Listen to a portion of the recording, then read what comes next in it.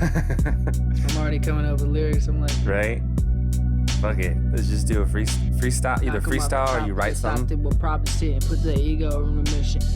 Probably trip and think they're anywhere near this dimension. Yeah. Sorry. No. Yeah. All right. Cool. You want to give us a count off? Or we going in? It's up to you. Yeah.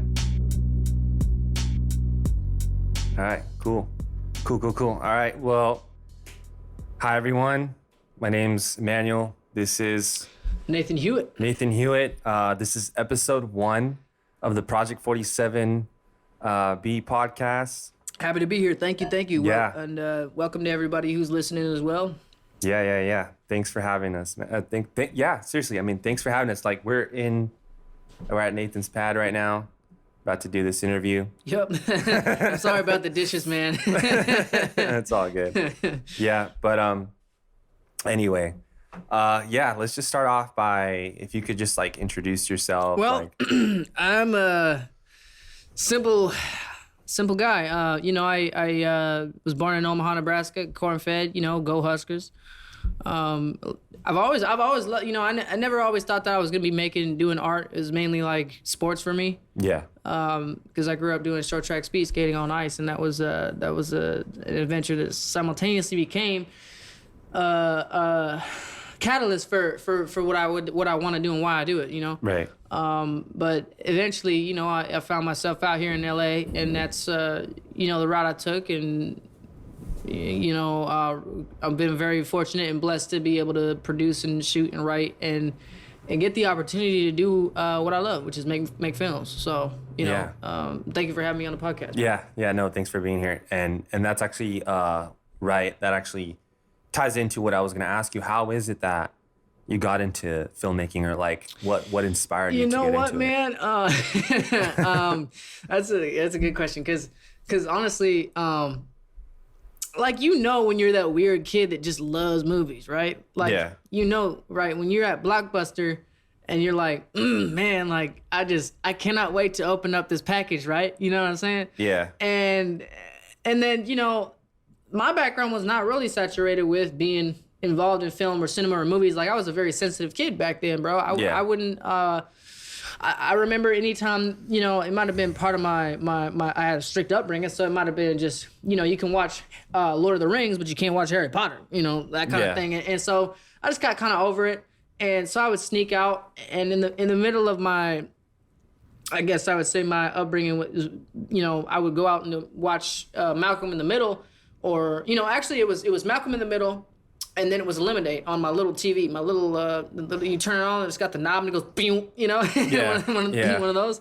And, but I've always loved movies, and I felt like there was something about, like, not that I couldn't differentiate what's really happening versus the movie, right? But in my own life, I knew what was right and wrong, and then I tried not, I don't want to say compare, but maybe as a youth I would compare it, and I'd be like, okay, so, this is a messed up scene, and it really would mess me up. Kind of like, even to the point where I would watch Honey, We Blew Up the Kid, when he's standing in Las Vegas, he picks up the guitar and he hits a string and he hurts his hand. I would run all the way back in the hallway because I didn't want to see nobody get hurt on screen. Yeah. And, I was even so scared that I'd see my brother go into like 5 foot deep water at the swimming pool at a hotel, and I'd be on the side trying to be a lifeguard, you know what I'm saying? So I was very empathetic as a youth, and I think that kind of sort of... that kind of went into, why I saw the world kind of the way I see it. And bringing it into that kind of the way that cinema has shaped people as far as, like, when you watch a movie, what does it do? And then what is the point, Right. And I guess that always fascinated me, no pun intended, right? And I always try to make that kind of a theme, I guess, as far as like realism, as far as like, what is real and what is actualized and what is visceral to the touch, to the eye. That has always fascinated me, and I've always wanted to bring that to the table whenever I make something, you know what I'm saying? It's just always kind of like, how do we, and that actually brings it up another point, is the way that cinema now, I felt like there's a communal aspect to it, right? Like, if you was pissed off at your pops or whatever, and then you go see a movie, you leave that that whole thing, like having a good, like it's like, all right, it doesn't matter what movie it was. It was a bad movie. You know what? That movie's, was less than par, or, man, that was awesome. Yeah. And I feel like that kind of equalizes like things. And, you can watch a bunch of movies on your phone, New York City subway, everybody's watching a different TV show and got their earpods in. That's still movies, right? Yeah. You're still seeing the movie. Yeah. But what about the cinema aspect, like the aspect where people are involved and people are with you and you guys are hearing them laugh and you guys are hearing them all, it's a community. It's to me, that's church, man. For sure. Yeah. And that's kind of why, I was especially for my first project, which is Retribution. Yeah. And I call that my first project because every project that I've done prior to that never really got finished or released due to I don't want to say my own negligence, but just not to my own negligence, but kind of towards inexperience. So this, when I say this is my debut, this is my first project, it is the first project that I can actually say to the best of my ability had gone through the completion process. Yeah, but like every project prior to that has basically been leading up to this. In a sense, yes. So there's been so many elements, so many people that have inspired, so many people have brought to the table as far as like what has motivated and inspired me to create it. Mm-hmm. And I try to give back to that too, because you'll see a lot of my friends and family and stuff like that involved in this project. So I shout out to everybody who came through. I would have loved, especially as far as like with this project as a short film.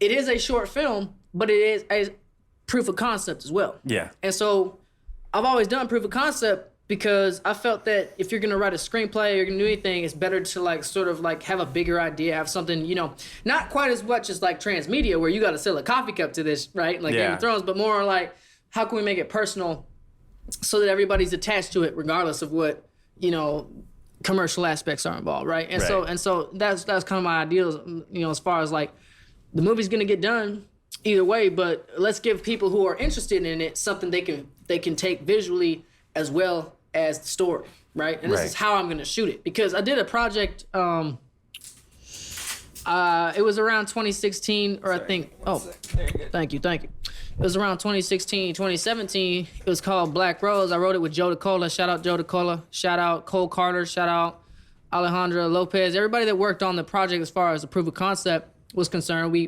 they were giving us the 70s. This is what I was told, a 70 for 7 deal. So that means that 7 different movies are getting like, a huge chunk of change, right? Yeah. They did not want me to direct because I was a first-time director. So the script was AKA good enough to get a pass, like not a pass, like close to an option. They took it to cons, Yeah. But for me to direct a film and actually do something on that magnitude, I had to show them that I'm capable of doing that. Right. And this kind of goes back to, I think the question you asked me earlier is sort of like, when do you sell out? And I think now that's when I probably should have said, okay, you know what, you guys want to pay me $100,000 for this script? Here it is. Okay, yeah. So prior to, off camera, we were actually talking about this. Like when you we were talking about in reference to like an artist that I was showing Nathan here, Two Hollis. Like he is underground, and I was showing him a music video that he just put out 2 months ago, along with the release of his 3rd project now. And at that point, we were having a conversation about how, at what point, like when you do make it, right, and you like, obviously you have contractual obligations, but like, does it really limit you in that sense, like? Anything that's worth doing is worth doing from the heart, man. That's the way I look at it, and that's the way I've always thought about it. But I have a mentor named Byron Q. Shout out Byron Q. He kind of got me started on the whole cinema verite stuff. I mean, he was mentored by Jean-Luc Godard. There's a whole process that he took to things, and he used to read my little screenplays and he used to review them, and I used to cry from his feedback. And he told me basically he told me sometimes you do have to kill your darlings. Yeah. And what that means is essentially, it sounds harsh, but what it means is that, is that idea benefiting only me, or is it benefiting everyone else? Because at this point now I have the fruit of my labor to be able to provide for everyone else, and then in turn do what I do, because it's not going to stop me anyway. Right. And so, I mean, man, back then I probably didn't really think about that, but now I'm 100% aware of that. Right. But I mean, if it's like, do you feel like that would limit your creativity? No, it shouldn't. It should not. But at the same time, though, you should stick to your guns. And that's a battle I think every artist, I haven't really fully come to terms with, as far as like with certain, I mean, I know for a fact there are certain films I'm never letting go, you know? But there are some that, you know, someone comes to the table and then, let's say, like, they're like, you know what, I like your idea. We want Keanu Reeves and we want Miles Teller and we want, you know, who's that guy? Ridley Scott to direct, right? Right. You know, okay. All right. Here's my script, right? Yeah. Initial thoughts. Right. If it's that good, couldn't you do it yourself? So then, yeah, that that's an ongoing thing, man. But always be aware of, you know, how you can make it better. Bruce Lee, one must always exceed his level. I think that's a quote that I always take when it comes to the writing and to the creation aspect. You know, you always got to keep pushing towards it. And shout out to Rick and Shaw. He's an actor I've worked with. You know, very, very talented, prolific man. He taught me a couple things about writing too, where, you know, you're sort of like in the writing mode as a writer constantly. You know, the ebb and flow of life is sort of part of it too. And so, you know, and I'm not like, I don't really literally look at myself as a technical writer. The only time that I thought, and writing again is the basis of any type of project anybody will initially, it's all about the story, man. Right. It's all story. So when I talk about the writing, that's the aspect of that is like where it starts, where the beginning is, right? And so, you know, we talk about writing is like, as far as like what that's going to end up being, it's going to end up being the final product. You know what I'm saying? And that's kind of what they were telling me. Like, you're always thinking about that, and nothing is ever going to like take you off of that path, because it's what you thought about from the jump. And you know, that was always what it was, is breaking expectation. Okay. For sure. Yeah. So, like, what was one of the so, you know, you wrote the screenplay for Retribution, right? And you decided I wrote the screenplay-ish, right? I have the feature script is still in process. I'm still working on it with Nikolay and so we're kind of like getting to a point now where it's refined. But the film itself that we shot for the short and in and of itself, the pilot, it was gonna just be a proof of concept.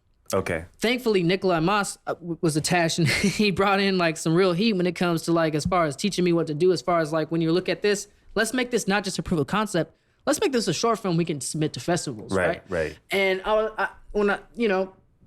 was like, okay, I'm game. What does this take? And really, it took a lot of patience on other people for me to get to the point where I could really, because I was so obsessed and attached to the feature film, right? And so how do we make this piece something that other people can digest and enjoy, while we still get the benefit of it being that commercial display with this you know, je ne sais quoi, du jour, right? You know, so that was our initial approach to it, and it just the ball kept rolling from there. Okay, yeah. So you co-wrote the screenplay? Well, I wrote my first piece, right? Right.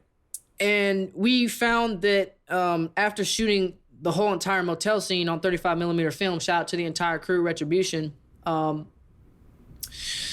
You know, it. All right, if you were gonna watch that scene, just a motel scene, without any spoilers, you would watch that and it would honestly feel like a scene from a movie. Yeah. So we had to add more context, and so that was our idea with intertwining the interrogation scene with the everything else was shot on 35 millimeter, and I feel like that works because I could be because shout out to the co-director Brandon Ross, man. You know, we and him had, I would say, not really even a falling out, but like, you know, there was a discrepancy on scheduling and my negligence and this and that, and like, you know, he didn't make that scene, he didn't make it there, and so what happened is that he kind of felt, you know, a little bit biased towards that scene. Now my retribution towards that scene is when you really watch the whole film, you'll see the organic parts. You'll see the parts that are shot on film, everything that really actually happened on film. Right. Everything else, that interrogation scene, believe it or not, shot on the same camera but shot digitally, right? Okay. And so what I see is the juxtaposition between those two parts, whereas like, you know, there's a lot more, I would say there's a lot more, I'm trying not to go into spoilers here. Yeah, no, for sure. There's a lot more discrepancy between Nick and the cops in the film, and stuff, you know, just position, like lies, position, plays, games, stuff like that you wouldn't really see, and you wouldn't really see the outline of it without that interrogation scene. Right. So we did need that. And so the quote unquote, now I wouldn't say disingenuous nature of it, but the disingenuousness, it fits because that's not the part that's really shown on film. Right. That's the digital nature of it. That's the matrix of it, right? Okay. So I'm not justifying it like that, but I'm saying, okay, that's cool. I'm okay with it. So was that like part of the reason why you decided to shoot on film, or was it?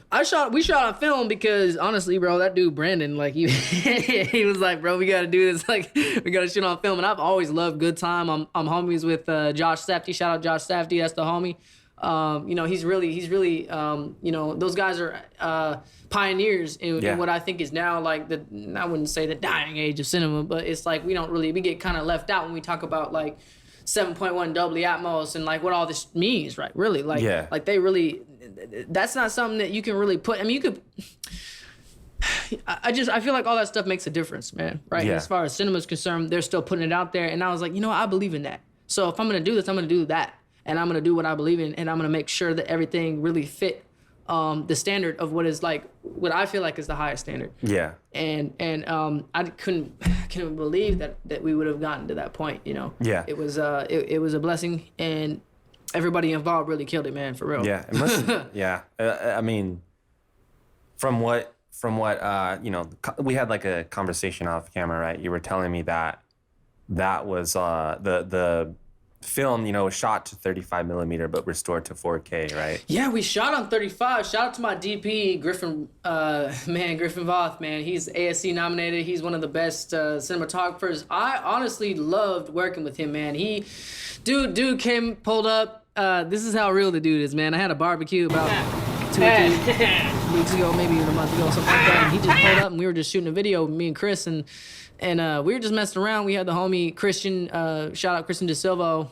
He was on Breaking Bad and stuff like that. We just hung out, and the dude pulled up, and he's like, "Hey, what are you guys shooting on?" We were just shooting on a regular camera. And he's like, "Oh yeah," and he just rocked. He just chilled with us, dude. He's a really down to earth dude, but like the guy shoots film. The guy's a genius. I wouldn't like I told him. I said, "Hey, I like good time," or "Hey, I like that," or I said, I mean, maybe okay. Look, we did have some visual discussions. We can get into that more, but like as far as like the visual stuff that I told him about.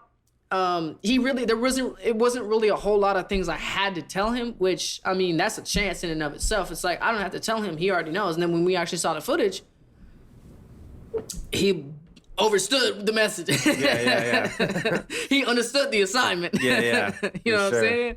You know, so did our stunt people, man. Shout out Cairo, Tim Neff. He was just on that Jeffrey Dahmer, you know, he was playing documentary. The Netflix movie. That's right. Yeah. Just doubling Evan Peters and so we had an all-star crew, man. You know, shout out Matilda Hannah, first time acting on a movie. It was the first time she was ever, you know, involved in like a big movie like that. And I kind of threw her on a set that was, you know, I don't want to say less than ideal, but it was pretty hot. It was a hot set. You know what I'm saying? Yeah. So thank you.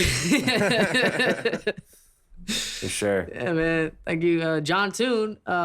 You know, he was just in New American Horror Story, man. So we got a lot of people that are involved in this project, and it's been a blessing to really watching everybody else like unfold too. I'm kind of in the waiting room, you know what I'm saying? Waiting for this to go in, submissions, festival submissions, this and that. But you know, it's all, in my opinion, it was all worth it, man. Because at the same time, you know, I still have life stuff to deal with. Like I gotta, you know, work 2 jobs, and then at the same time also work on the screenplay. And like I said, it goes back to it being bulletproof, right? Yeah. Like I want the screenplay to be bulletproof by the time February rolls around. They're gonna be knocking. So you know, we're in post. Sure. We're just making everything kind of to that point where it's at in everybody's face, you know. So the film is in post right now. Well, I mean, I'd like to say in post, it's done. It's done. But like post, like we're pushing it out right now. Okay. Yeah. I was blown away. I mean, what I really liked from because here's the thing, right? I mean, it's like you said, it's more than just a proof of concept. I mean, seriously, like I thoroughly enjoyed watching that. It was a 16, 17 minute movie. Yeah, pretty much. I mean, it's enhanced, man. It's enhanced. That's what we wanted to do, is enhance the technology. You know, I know they got Top Gun cruising around with these, like, what is it, like planes and the F-22s, pushing gravity and F-35s, $1 billion, but we didn't have that. You know, we just wanted to. We were trying to make something just as entertaining without all the time spent and none of the money. It was a micro budget SAG project. You know, those things are $20,000 or under. Yeah. So everything that we did, we pushed to the max. We pushed to the limit. You know? No, but I appreciate that, man. I appreciate that. For sure, because like one of the things that just from watching it, I got vibes of like Drive. Okay, Good Time. Just for the as you know, and I know we mentioned same film that. stock, same camera, so hopefully. yeah. Visually, it reminded me a lot of Good Time. Like there was something like that's Brandon Ross, man. Yeah, you know? So shout out to him. One of the things that like I noticed when I was watching the movie, there's a little bit like one thing that I noticed in Good Time is there's like a little bit, and I don't want to like compare. I hate to compare, but like one of the things that I noticed was like there's a little bit of like this like grit texture to the movie. Like that's the production design too. That's also our production designer Bree Jones. She really killed it, and it was funny because she does all this big stuff, right? Like building space sets and all that stuff, right? Yeah. And so when I asked her, I was like, well, it's like, well, we're just at a motel, you know? Yeah. But all the details that really made this seem so legitimate, I think it's the texture. I think it's a combination of having all those conversations prior to when you shoot, what the texture has to feel like. Yeah. And they knew me. I mean, I'm Nate, man. I've been through it. So when you meet me on set, you already know. You're like, all right, man. Okay, that dude, he's gone through it. How do we make this gritty? Yeah. So I mean, yeah, there was a lot of that grit involved. There was a lot of that really subtle set design elements. Like, for example, we shot 2 scenes in the daylight, but we masked them so everything was blacked out. Yeah. And oh, sorry, go ahead. No, you're good. Was that just like were you guys like on a time crunch? Evidently, like, so and we wrapped it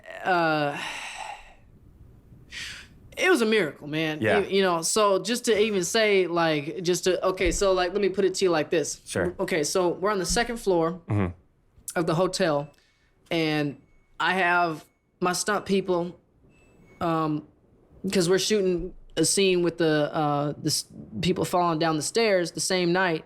So I have my stunt people practice that shit in Cairo. The stunt dude, he's a mastermind. He's worked on John Wick, all this stuff. He's mastermind. Came to me with an entire thing shot prior with the rehearsal. So I looked at it and I was like, whoa, like I saw what they shot already. So I just had to, they just came to me with that. So I didn't have to worry about certain scenes and how they were going to look. They were already, in a sense, kind of done. Yeah. Right?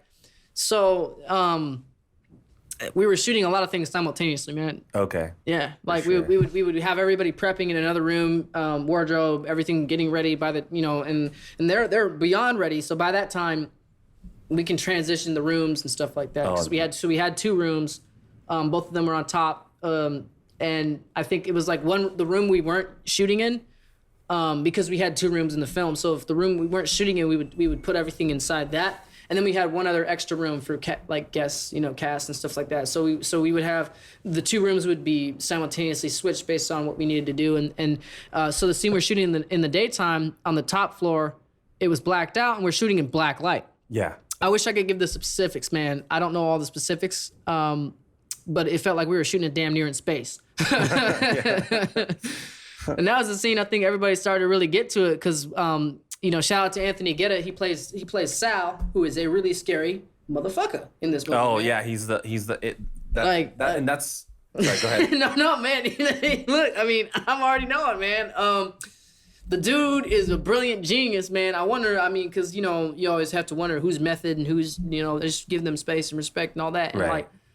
The dude came in and all of my worst fears and nightmares and everything became a controlled chaos in form, right? When I see the dude, you know, everything was fit perfectly. It was scary.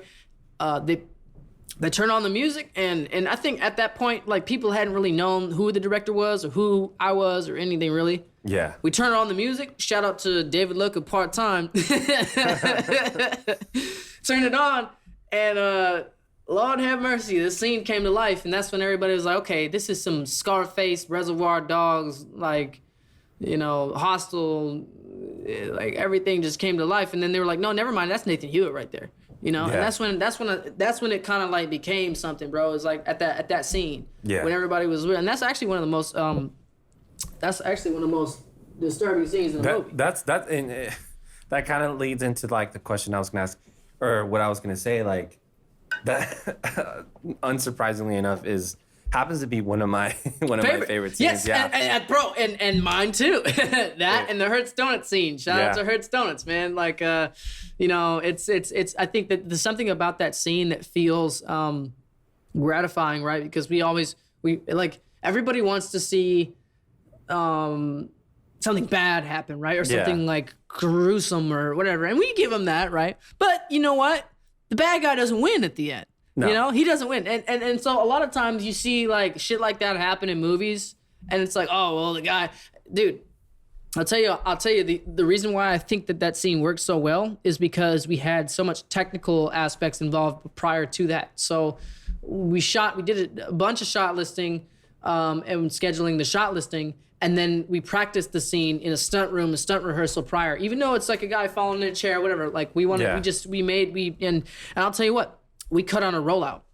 Okay. Like we cut on a rollout on that scene, and it was like cut, and then like the whole time the first day she's great.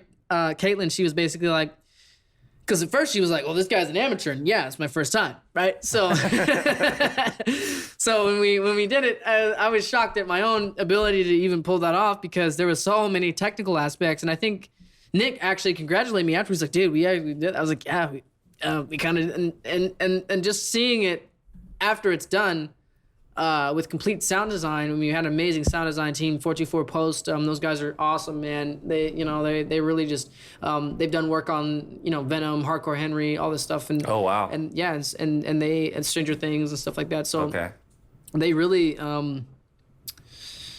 made the sound a character in that part, which I thought was really something that I've been lacking in a lot of. Like I said, I hadn't really done anything to completion. I think a big part was the sound. And so when I decided to forego any expenses I had, I, you know, begged my parents. I mean, I didn't really beg them, right? But, you know, you get what I mean, right? Yeah. Family, you know, I had to do what I had to do to get this thing done. And I'm glad that I foregoed any of my wants or needs in place of that, because that was everything that it needed to be. And I'm so satisfied with that, man. For sure. And I like to say I'm satisfied with that, because a lot of times people do something and they're not happy with it, and I am truly happy with it because we went to that extreme. You know? And I have yet to see the results, and I've yet to see critical acclamation, this and that. But I personally feel very gratified from the experience, man. Yeah, no, for sure. That's always rewarding, right? I mean, when you see the final product, but I think like what you guys did in Retribution, like especially with the interrogation scene, like it's the shout out to Jackie Dellis, man. She came last minute. She's a amazing actress, man. You know, I think you might recognize her from season 1 Stranger Things. She played the teacher's wife. Yep. Mm-hmm. You guys might recognize her. Great actress. And you know what the interesting thing about what that scene, also another thing I wanted to add to this, is like there was no rehearsal for that scene. No rehearsal? None. I just walked in there and was like, all right, you know, we gotta handle this, guys. And I had an amazing AD. His name's Nick. You know, great AD. I think Nick Moss actually recommended him. We had Joe DeCola as our script supervisor. You know, and those key elements. Yeah. Really, Griffin, again, same DP. Everything panned out. We used a Dana Dolly. It gave it that je ne sais quoi, that sort of movement. And I think that was really one of the things that enhanced the look of the scene, was just having that professionalism involved and attached to it, when there was a little bit of confusion. But that's okay, right? Because that's a confusing scene, right? Yeah. And if you can make yourself out of it, you know, because I already knew what they looked like. I already got full confidence in these people, right? Yeah. So anything we came out with would have been great, but what they did was fantastic, man. Yeah. So they didn't rehearse. They didn't rehearse that scene at all. No. I mean, no. There was no rehearsal for that. Actually, honestly, there was very little rehearsal for the whole movie. Like, look, that's why we're called One Take Gang, bro, baby. Because like, look, we just do this shit all in one take, and you got film. Nowadays, you got digital. So when we're shooting on film, it's like we got a little bit of a film roll. We got to keep it rolling. Oh, hey, look, you know what, guys? It looks to me like we're running out of daylight, we're running out of crude morale. You know, like let's get it. You know, that was more that was more concerned, not running out of film. Yeah, no, never, because the film is the most valuable resource at that point, right? Yeah. So you can't fuck that up. Yeah. Oh, okay, yeah. And Griffin knew that well. So I don't think anybody was letting us do that. But again, our rehearsals were so tight that it's like we already know after 3 rehearsals, because we have shot deck, shot designer, everything already looked at, everybody already knows on a piece of paper where they're supposed to be at, and down to the letter. So anything was really just kind of small tweaks, like, okay, does this, but hey, I'll tell you, there's a lot of things that can go wrong on a movie set, dude. Yeah. A lot of things, dude. Like, you got gangbangers trying to steal from the truck. You got paperwork fouls. You got accidental not knowing about certain legal issues. You got people trying to run up on you and just be like, oh, I want to be in the movie. And random people that have never acted before that, you know, you have to end up throwing in the movie because you're not going to act in their stead, you know? Yeah. So it's just so much like that can go on, and never do a movie like this, by the way. but this is, maybe you could, you know, but this is how I did it. And this is how it got done, man. Yeah. So this was shot in LA, right? Silmar. So that's like kind of like up north. I would say like closer to Pasadena, North Hollywood area. Oh, damn. So it's we up had there. Yeah. a great team. And we looked it up on Peerspace. I think we did a little bit of location scouting. We found the 2 sets, and it worked out. Oh, damn. Okay. Yeah, for sure. It's such a I want to talk about, like, okay, we talked about the interrogation scene. That's for me like one of the. It was out of necessity, but it turned out, you know. No, right. But what I was gonna say is like it's such a infamous scene, but the way you guys did it was just like. You know, it's fun. It's fun. It's fun to watch. It looked like a lot of fun to shoot. Yeah. Honestly, it was stressful, but that was probably my own. I mean, it was fun too, but you know. Whenever I'm on set, I like to bring the energy, right, that people are supposed to be feeling. And as far as like with that movie, that scene, I like to keep it light. I like to keep the energy fun, and we do make jokes and all that, but at the end of the day, it's like very grounded in reality, right? Yeah, and so, for sure. you know, I went to the prop house. I got the bulletproof vest. I got the guns. I got everything, especially for that scene too. Shout out to my brother Caleb. He's a ex-military. He's armor, like, you know, he was armor on this film, and he's the reason why we had no mistakes, period, man. This guy, everything looked very real and very visceral because he has experience with that type of thing. Right. So I didn't have to have any questions about safety or any concerns about, you know, I mean, we had everything. I think I was more than prepared, but I still have those fears where I'm like, is everything gonna be okay? I mean, Tim's fallen. This is the funniest thing ever, man. Like when I first found out what we were like, cause I wrote this shit, so I should know, right? But so there's the second floor, and then there's these stairs, right, where our actor is stunt double is falling down the stairs, and I look down, and they're putting out crash mats, and I'm like, all right. And then they took the crash mats out, and I was like, okay. So then I was like, all right. So I asked Cairo, I was like, hey, so what's going on here? Is you know, we're not using those crash mats, are we? And he's like, no, Tim's just gonna take it. And I was like, okay. Damn, okay. Tim's just gonna take it. Okay. And I looked down, I felt I made a note. I was like, I felt the floor, and I was like, man, that's some really unforgiving floor right there. Yeah. You know, I was like, does Tim need anything? He's like, no, Tim just needs some coffee. And I was like, let's get Tim some coffee. So when it came down to shooting this actual scene, the motherfucker fell down the stairs perfectly, like it was nothing, bro. And I'm like checking the back of my head. I'm like, how? Like, and then the funniest shit happened. Like, we had a police officer stand next to us. He's watching the whole thing. He's like, okay, like this seems like stuff I see every day. And I was like, well, then good, man, because like then it means that I'm on the right path, right? And then and then lo and behold, Brandon's like, hey, we're gonna need another take. We're gonna need one more take. So I look up at Tim and I was like, Tim, you all right? Can we do one more, please? Hang in we there. need a pan down, man. Yeah. Oh man, that was. I think that was like the highlight of like it's like when you ask yourself like you're walking down the stairs and you're like, dude, like there's these people and they're all here doing this because there's a movie that I wrote. Like, does that mean I'm a writer?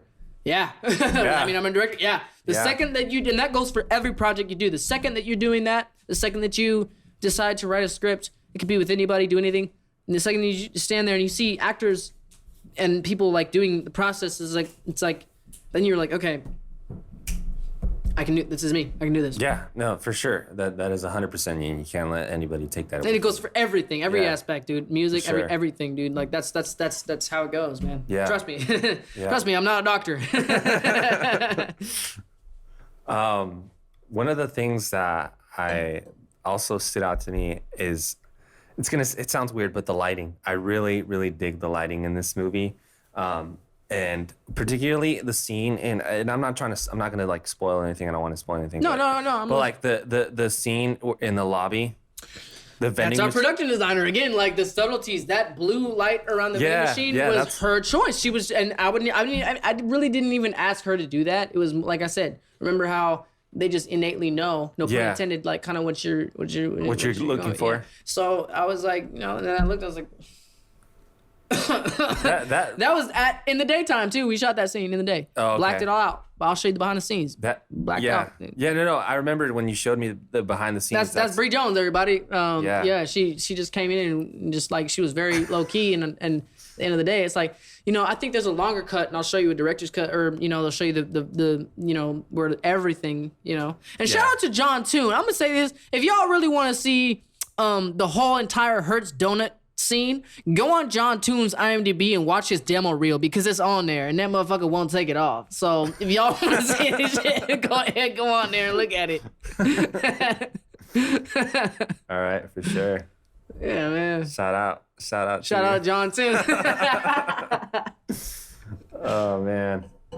Yeah. This has been a blast, man. Look, man, thank you for having me on, bro. Yeah, for sure. No, thanks for being here. Like, thanks for letting us, do this at your pad, And like that whole like LED strip around the vending machine I felt like it brought a whole element to it brings some nostalgia to it, right? Yeah, it brings you closer to it. You feel warmth. You hear the buzzing from it. You've been to a hotel in the middle of nowhere and you've heard the music and you stood there and you felt that you've smelt that smell. Yeah. And that's what I exactly, right? The old paint, the drywall, the coffee in the corner. And that's what I wanted to make everything as visceral as possible without doing a Schlang super seat, you know what I'm saying? Yeah.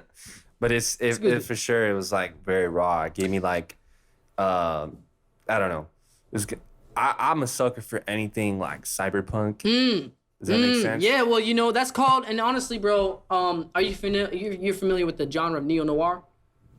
No, I don't think I am, no. All right, so everybody knows about action, everybody knows about comedy, everybody knows about horror, everybody knows about all that, right?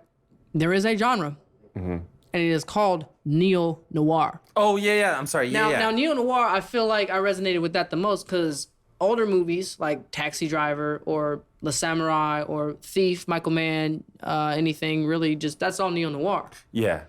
Nicholas Winding Refn. Yep. Neo-Noir. Yep. So I just wanted to, so in my opinion, that's like people searching for the light and the truth and they're morally ambiguous. Yeah. And there's going to be a technological aspect to where you're man versus machine. We get in the light. And when we used to live, like when people used to come back to like migrate from, you live in Nebraska and it's like 1950, 60, whatever. You go to LA, you go to Vegas to see the lights. Yeah. And we've lost track of that. Like now it's like, well, the lights are part of it, right? Like the lights were the attraction back then. Yeah. And so that I think I brought that element, trying to just like make it not so much as like just only a spectacle, but like so people can feel it and engage with it and it feels more like a character. So they don't have to be mad at the environment.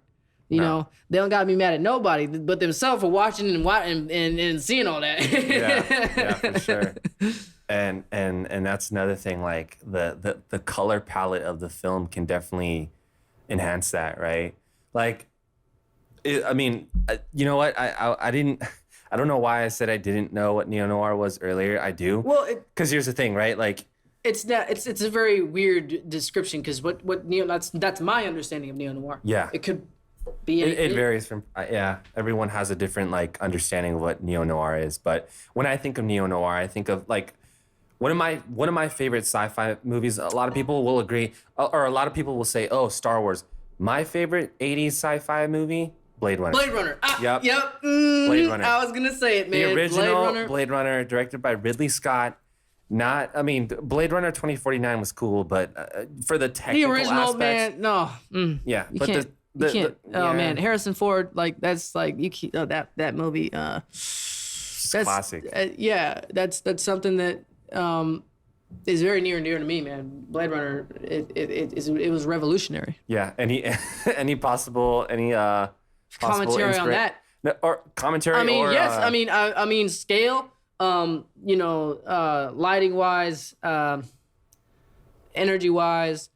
You always take influence from your top 50, top 10, right? Yeah. For sure. Yeah, for sure. Specifically, man, I guess for sure in the future there's going to be a lot of inspiration on that. Yeah. But it's there's so much depth to the movie that people don't really see unless they watch the whole short film. Yeah. Because there's a lot of things involved with it's not your standard action film. Yeah. It has some elements that I wouldn't say get political or religious, but they blend kind of everyone's perception of that and then sort of flip it on their heads, right? Yeah, and so kind of makes you think. And that's the goal with I think also like that's what I liked what you were saying is like there's that element with neo-noir is like the uncovering the truth aspect. Yeah. Where what is the truth and what do the characters have to go through? Are they going to risk their own moral obligations to change to find that truth? Right. And that actually is the basis of I think this short film too is like family is definitely a big thing. Because it's like a war zone. Every time you're trying to do something for somebody and vice versa, there's always that pushback, right? Right. And that's I think what I found so interesting about picking that genre specifically to specify in is because, in my opinion, that's what it's all about, right? Is like trying to find a common ground, and maybe I'm wrong, but I'm gonna find out, and I don't think there's anything wrong with that. I think that search is really what puts us through trying to find ourselves as artists too, and it's like fully encompassing everything, Right. And yeah, man. I mean, to me, that's why we do this. That's why we make films. So, that's why we record. It's why.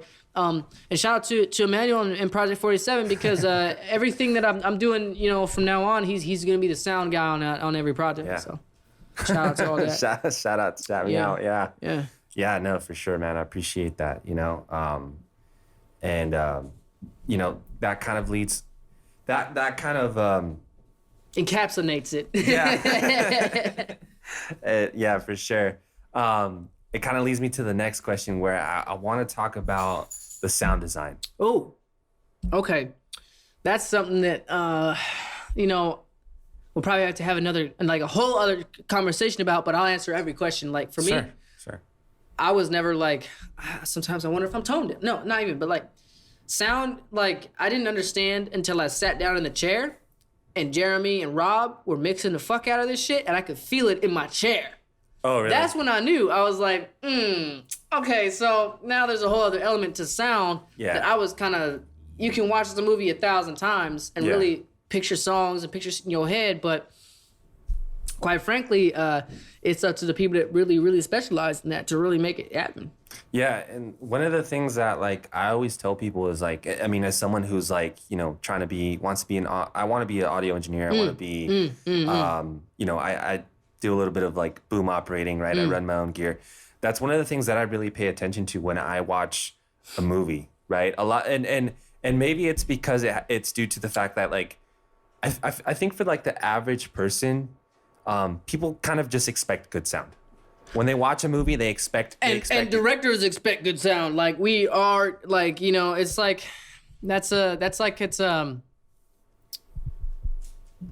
I wouldn't go so far as to say, well, okay, I mean, look at the set deck. We just talked about how that little element in the set decoration made the entire difference in those scenes, right? Yeah. It's the same thing with sound, but sound is overlapping the entire film. Yeah. So every little detail in the sound, like from their jackets to like the Foley to everything, that can make or break the scene. Yeah, for sure. And that could be a reason why people go to see the movie, because the sound is so good.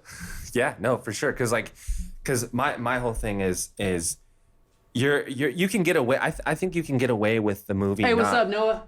I think you can get away with the movie not looking 100%, but if it doesn't sound good, people aren't gonna watch it. They can't watch it. They can't watch it, exactly. Like if it doesn't sound good, like I'm not gonna sit there for an hour and a half and watch it. Like if you know what I mean. It could be. Listen, our biggest issue was with sound. Like with me, I'm a very auditory person when I write. Yeah. So I wrote to music. I would sit down, I would listen to 999, listen to hardcore static, like Henry, like whatever, like fucking just everything hard, right? Yeah. And then when it comes down to it, you know, we got this motel scene. Maybe I'll throw in some funk or some jazz or some, you know, I put my mixtape in there, right? And I'm listening to that shit when I finish it and prior to directing and all that, and just what the feeling is. It diegetic? Is it non-diegetic? Diegetic. Excuse me. Diabetic, diabetes, like you know, right? Diegetic, right? It's that, right? Yeah. So, excuse my pronunciation, but like basically what all that is like the whole thing that that I was looking at, and what happened is that the licensing issue, like I had to make my own music. Yeah. I had to make my own music because that's how I felt it, and if I didn't know somebody, or specifically like, you know, Billy Rax, shout out Billy Rax, shout out David Loca, specifically knew them. Shout out Roman Hotel, specifically knew him. Shout out Mad Max, specifically knew him. Yeah. Shout out, you know, Grant Morningstar, you know, one of the actors in the film too. Oh yeah. He played Dennis. And he also makes music too. Oh, he does. And he was in one of the tracks that we played in the movie. Oh shit. So, did he help compose? He helped produce. He helped mix the tracks, all that. Oh, okay. Yeah. So we got some talented people, but like, look, it's like yes, like that's the best way to do it. And in any aspect that you are lacking, that you feel like you are lacking as a filmmaker, outsource. Like get somebody to like that you trust to be like, hey, like, can you look at this real quick? Like, don't be so prideful, because that was my big problem back then. I was like, well, you know, I use something that's not even royalty free or Flavor Flav, right? No, I had it. Everybody has that in them to find that and to make that. And so that's like the direction I was going. It's like, well, now at this point we got original music. Everything's original. Yeah. You know, and that's I think what made it sound so unique, right? And there is some, I mean, I couldn't speak on like the atmosphere. I know that they mixed it 5.7 or not 5 point whatever. 5.1 and 5.1. No, I'm sorry, 5.1. Yeah. Right. That's stereo. Yeah. Sorry, 5.1. Surround sound, Dolby, whatever, right? Dolby Atmos. Yeah. And see, that's how much I know, like, right? Because I know enough about, and this was something Tarantino says, and I don't mean to quote him, but, you know, because I'm kind of over him, bro. But, like, basically, like, I mean, like, basically, like, he said, you don't have to learn, you don't have to know everything, you just have to know what you want. Okay. Right? And, fair enough, yeah. And that was, like, really the basis behind getting to the sound is, here's my tracks, here's Nick pushing me to get it done, here's people pissed off because I don't have this, here's that, and then here's the sound, here's the music, you know? Mm-hmm. Right? That was it, really. And then they did their job, you know? And it's just giving people stuff to work with, letting them trust them, and then also paying them because, you know, you're not going to be able to cheap on sound. You know? You have to do it in the right way. Yeah. Once you do that, everything falls into place. Yeah. Yeah, and then you don't have to worry about and it sounds good. Yeah. No, it feels good because you sit in the chair, you're like, like you feel the bass. You're watching it back with all the sound. Yeah. And I don't think Brandon, I mean, he still has yet to see the film in that way because I saw the movie and I brought shout out to Declan Powers. You know, he's the homie, man. He's a screenwriter, and he actually ended up on the scene with me when we went to the sound design place, and so we sat down. and it was like not a regular sized theater auditorium, but just like I don't know, like what the size was, like a basic sound design room. Yeah. Right? And you got that extra TV and you got the boards, all that, right? Yeah. We're sitting there. I could feel it back here. Yeah. And I'm like they're like, give me some notes, man. And I'm like trying to write, my pen's moving. Like. Yeah, I mean, you're watching it in surround sound. You're like, fuck, man. You're like, you fucking feel the room fucking vibrating. Yes, dude. Yes. Yeah, man. So that was enlightening, man. That was really the vibe, man. And that's, I think, honestly, like having that vibe. And it's like, dude, it's fine, you know. Like there's some beer in the fridge. Like fucking just like come back here, tell us what you want, you know. Yeah. That's really the way that it's like, you know, it's like having that, giving them that space, that time. It's the same thing we allow our actors. It's the same thing we allow our DPs. Yeah. Give them the space and the time. Don't rush them. They will make it happen. Okay. So is that your approach to directing? Like, do you like, you tell them, okay, this is what I want, and then you kind of just let them go from there? I do, because when I get too controlling, yeah, that's not how you make a movie, man. My first teacher, what is it, like, shout out to Christian, I don't remember exactly what his name is. He was an asshole, bro. He's from New York City. He was he was like the AD on American Hustle or something like that. Okay. You know, so Yeah. David Orosco, go figure, right? So you know, we're in the elevator. Yeah. And Rob Schneider, he runs my school's LA Film School. I think like there's a Bentley on the third or second floor. Everybody went to go have cigarettes, and I'm just chilling with this motherfucker. Cause I said, oh, I love Drive. I want to be an auteur. I'm one of ourselves. Oh, you know. And he's like, you're an asshole, kid. He said that in front of everybody. I was like, and then so I caught him in the elevator. I was like, is that your Bentley? And he was like, homie was like, I wish. I was like, look. Once the door closed, I was like, bro, I didn't mean that. Like that, I want to have control over the whole movie. I just like I know what I want. Yeah. And he's like, it's not how you make a movie, man.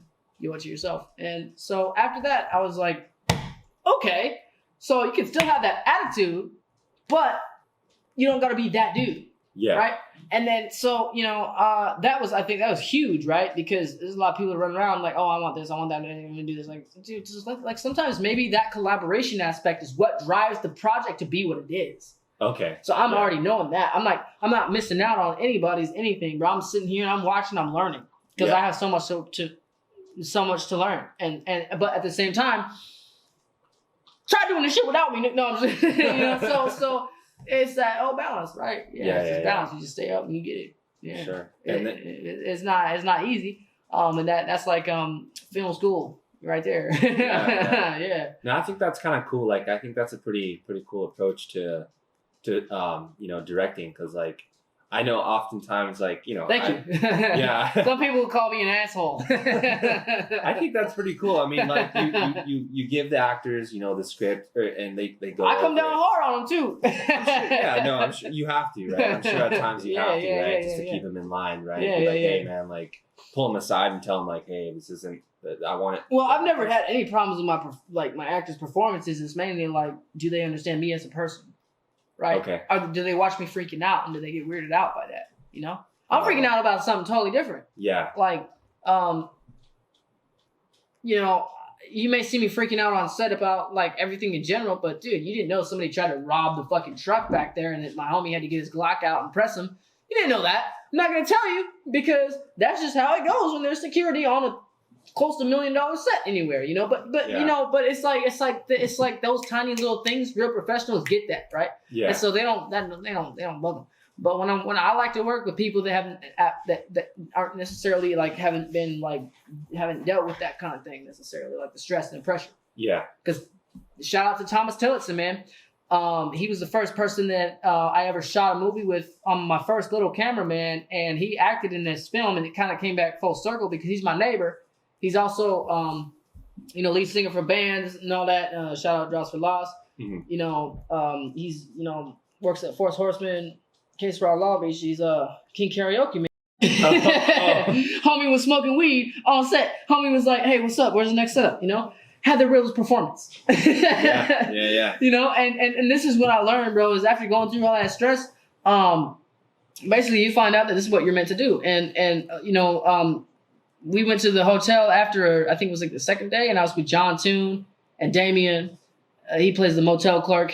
Great performance, by the way. Damian, man, great actor. And then we were with Johnny and Thomas. And we were at I believe it was the man, what was it, the Marriott or something like that over in Burbank.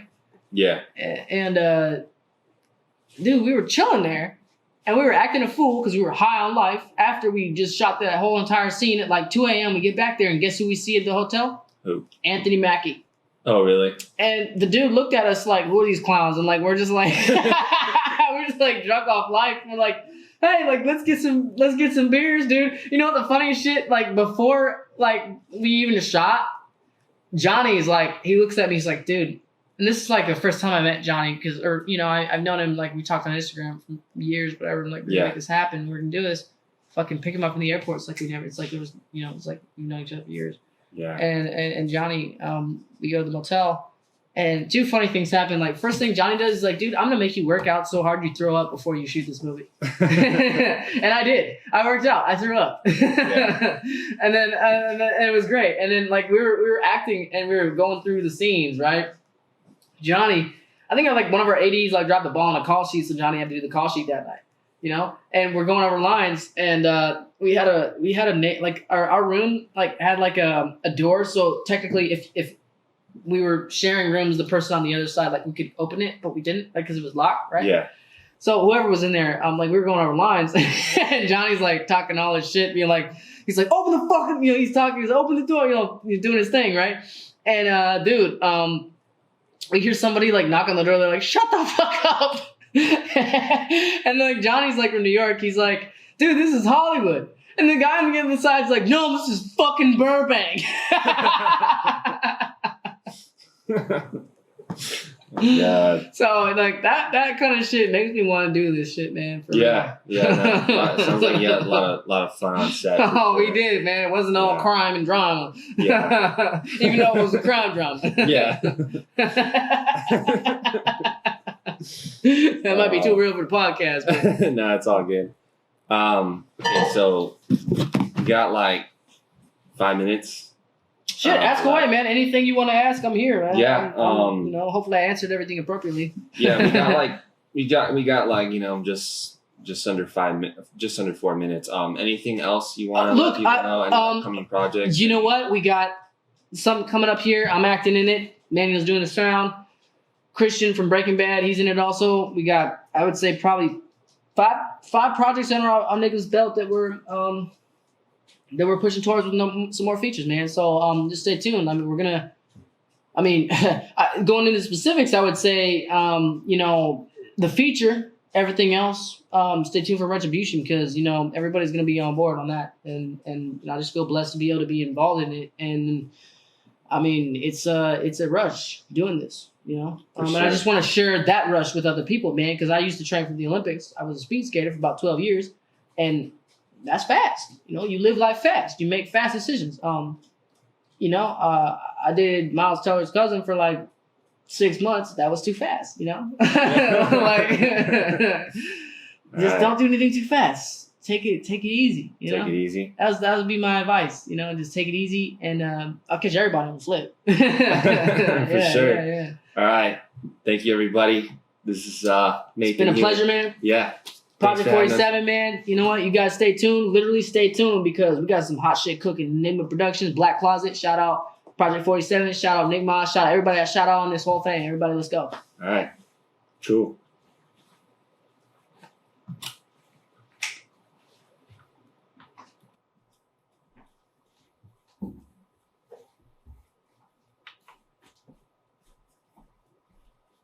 Cool. That was just under an hour. Perfect, right? We got everything. Yeah. Yeah. That was legit, man. That was fucking legit. I was gonna go take a piss, man, but that was legit, man. We got everything in that we were trying to talk about and more. Yep. It's a wrap. How you feel? Good? 'Cause I've been waiting to do that. I've got shell casings, blood, and 2 bodies. Listen, I'm not the guy. Why don't you take me from the beginning? This is where the pin drops.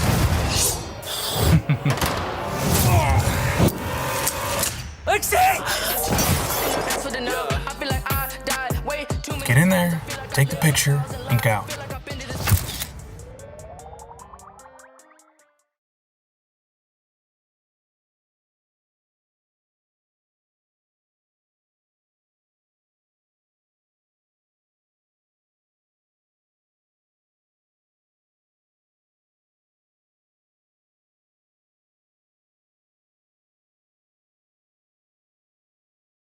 He's at the point of his career where he just likes doing work. I think he'll be a good character in the play too, because it's a psychopathic like creature. I love Nick Cage and The Rock. Man, that'd be a really sick role for him to play, dude. Remember that movie, The Rock? Yes,